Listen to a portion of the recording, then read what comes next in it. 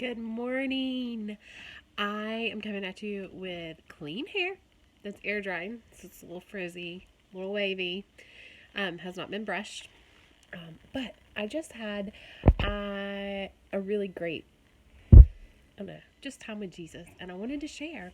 And so I'm reading in Ephesians 1. Starting in verse 7, we're going to circle back around. Y'all like that word? Circle back. It's like a business term. We don't like it in our office. But in this Ephesians 1, we are talking, Paul is writing to the Ephesians, and he's talking about the death of Jesus and what that means for us. And consequently, the resurrection of Jesus. And in the New Living, which I like this translation, it says, He is so rich in kindness that He purchased our freedom. Purchased our freedom through the blood of His Son. So basically through death. He purchased our freedom, and then it says our sins are forgiven. So because Jesus died on the cross, we have freedom to live as followers of Christ, and also He forgives us of our sins. And those two things alone are just pretty amazing. But the next thing is that it says He lavishes, and that's the ESV version. I really like that word. Wisdom and insight, or wisdom and knowledge on us. So that's another thing that we get because of Jesus' death on the cross.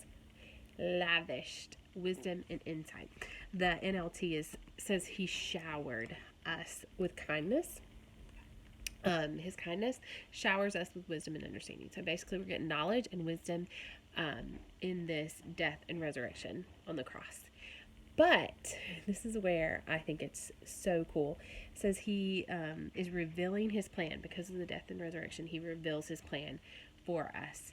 And okay, so the plan, and I'm reading an NLT this time because it's a little bit easier to understand. It says the God's plan is that at the right time, He will bring everything together under the authority of Jesus Christ. And then it says, we have received an inheritance from God, for He chose us from the beginning. And what is cool about that is that He chose us. There's a lot of people that are going to talk about predestination. You don't need to worry about that right now. He chose us. And let's go back to verses 5. And it says, His unchanging plan has always been to adopt us into His own family.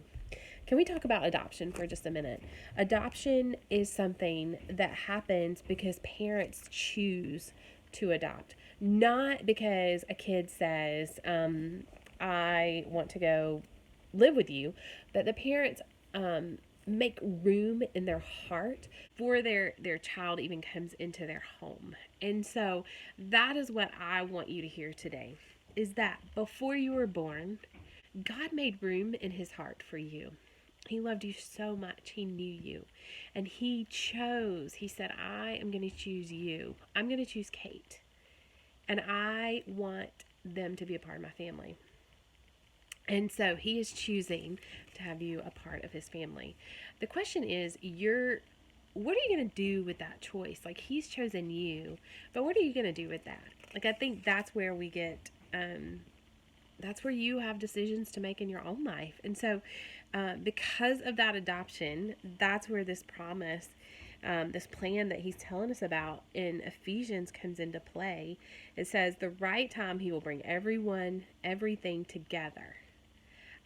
So basically He's like, at the right time, I'm going to throw a big party and we're all going to celebrate, me and my family.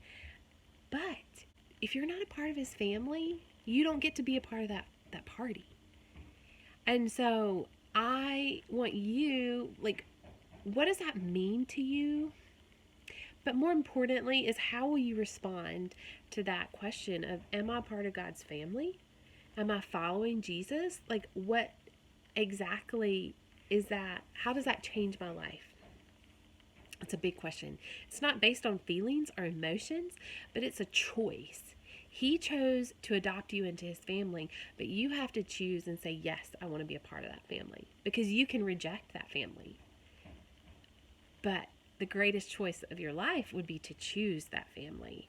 And so with that choice of the family, you get all of that other things, the freedom that he brings, the forgiveness of sins, the wisdom and the knowledge that he's going to lavish on you. But it is your choice today.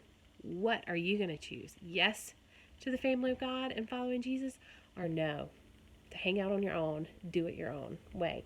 If you have any questions or any thoughts and you're like, oh my gosh, I need to talk to someone about this, please send me a message, or someone in your own life who knows Jesus, ask them.